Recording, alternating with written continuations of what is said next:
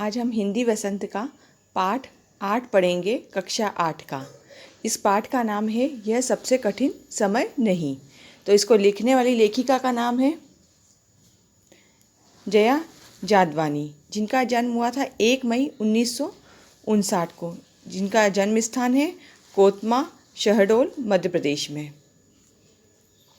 इस पाठ में हम देखते हैं कि इस पाठ में कवित्री एक छोटी सी चिड़िया के माध्यम से यह बताती है कि जब वह घोंसला बनाने का प्रयास करेगी, जब तक वह अपनी इस क्रिया में लगी रहेगी, चिड़िया अपने घोंसला बनाने में व्यस्त है और कोई गिरती हुई पत्तियों को थामने के लिए लगा हुआ है।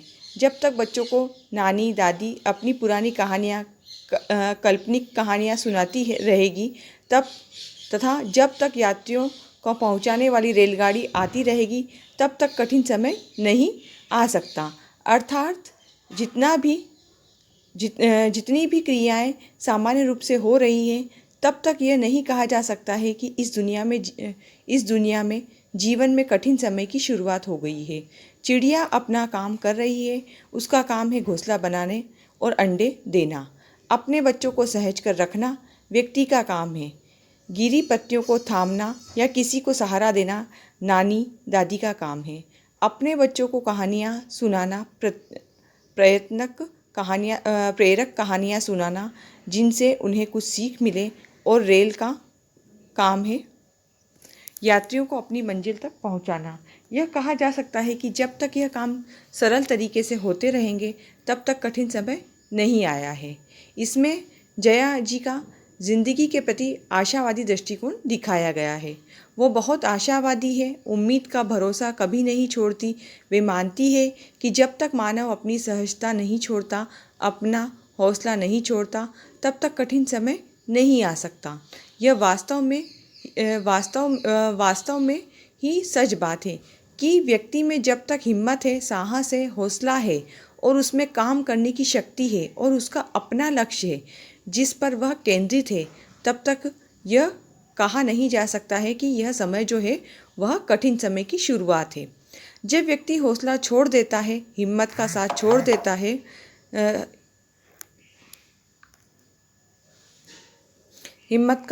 देता है, तब कठिन समय की शुरुआत होती है।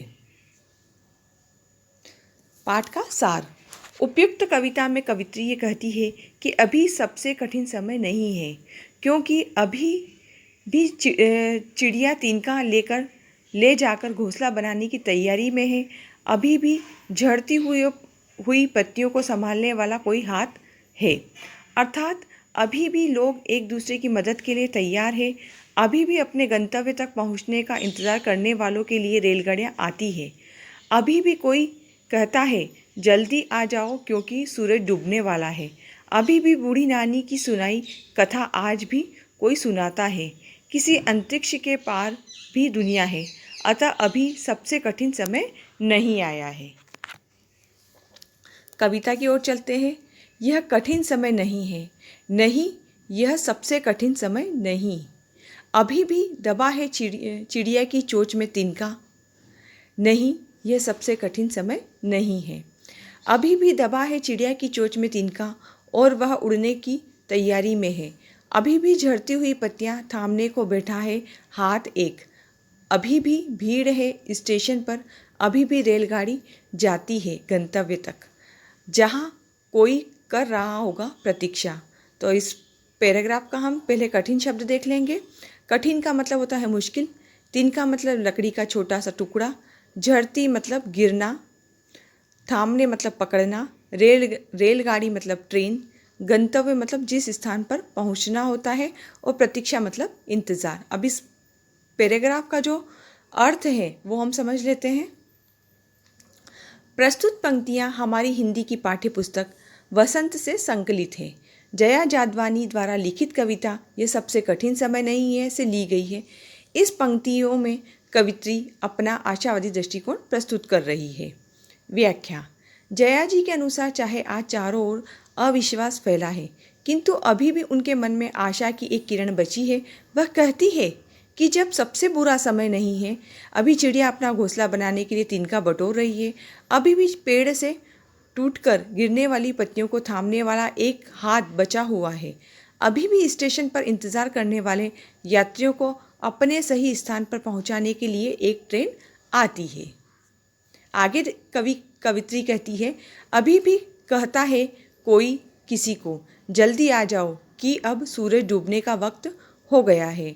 अभी कहा जाता है यह कथा का आखिरी हिस्सा, जो बूढ़ी नानी सुना रही है सदियों से दुनिया के तमाम बच्चों को। अभी आती है एक बस अंतरिक्ष के पार की दुनिया से, लाएगी बचे हुए लोगों की खबर। नहीं, यह सबसे कठिन समय नहीं है। अभी आती है एक बस। इस पैराग्राफ का कठिन शब्द देखेंगे। वक्त मतलब समय, कथा मतलब कहानी, आखिरी मतलब अंतिम, हिस्सा मतलब भाग, सदियों मतलब पुराने समय में, तमाम मतलब बहुत सारे, अंतरिक्ष मतलब ब्रह्मांड, खबर मतलब समाचार और कठिन मतलब मुश्किल। अर्थ जानेंगे। प्रस्तुत पंक्तियाँ हमारी हिंदी की पाठ्य पुस्तक वसंत से संकलित है। जया जादवानी द्वारा लिखित कविता यह सबसे कठिन समय नहीं है से ली गई है। इन पंक्तियों में कवित्री कहती है कि जब तक मनुष्य अपनी सहजता नहीं त्यागता तब तक सबसे पुराना वक्त नहीं आ सकता। कवित्री ये कहती है कि जब तक कोई किसी का इंतज़ार कर रहा है और कह रहा है कि सूरज डूबने का समय हो गया है, जल्दी आ जाओ, तब तक बूढ़ी नानी दादी की सुनाई कहानियाँ सुनाई जाती रहेगी कि आस में भी एक दुनिया बसती है, तब तक सबसे बुरा समय नहीं आ सकता। अब इस कविता के प्रश्न तो जानेंगे। यह कठिन समय नहीं बताने के लिए कविता में कौन कौन से तर्क प्रस्तुत किए गए हैं। तो यह बताने के लिए कवित्री ने घोंसला बनाने का प्रयास करती चिड़िया, गिरते पत्तों को थामने वाले हाथ, प्रतीक्षा करते यात्रियों के लिए आई रेलगाड़ी तथा नानी की कहानी सुनाने की लालसा आदि तर्क प्रस्तुत किए हैं। चिड़िया चोंच में तिनका दबाए उड़ने की तैयारी में क्यों है? वह तिनकों का क्या करती होगी? चिड़िया तिनकों से घोंसला बनाती है, अतः वह बच्चों के लिए रहने की जगह यानी घोंसला बनाना चाहती है। इसीलिए वह तिनके को चोंच में दबाए उड़ने की तैयारी में है ताकि जल्दी घोंसला बना सके। नहीं और अभी भी को एक साथ प्रयोग करके 3 वाक्य लिखिए और देखिए नहीं अभी भी के पीछे कौन से भाव छिपे हो सकते हैं। तो उत्तर, राम अभी भी श्याम से बात नहीं कर रहा है, वह अभी भी समझ नहीं रहा है। आप अभी भी चुप नहीं हो सकते। उपरोक्त वाक्य में पहले वाक्य में बहुत दिनों तक बात न कर पाने का भाव छिपा है। दूसरे वाक्य में बहुत समझाने पर भी समझने का भाव है। तीसरे वाक्य में बहुत बोलने पर भी चुप न रहने का भाव छिपा है। कविता में कई बार अभी भी का प्रयोग करके बातें रखी गई है। अभी भी का प्रयोग करते हुए 3 वाक्य बनाइए। तुम अभी भी सुबह उठकर योग करते हो, तुम अभी भी बस में से दफ्तर जाते हो, तुम अभी भी उसी दफ्तर में काम करते हो। यदि किसी एक शब्द को 2-3 वाक्यों में प्रयोग किया जाए तो वो वाक्य चाहे कितने ही अलग हो, उनमें एक निरंतरता आ जाती है।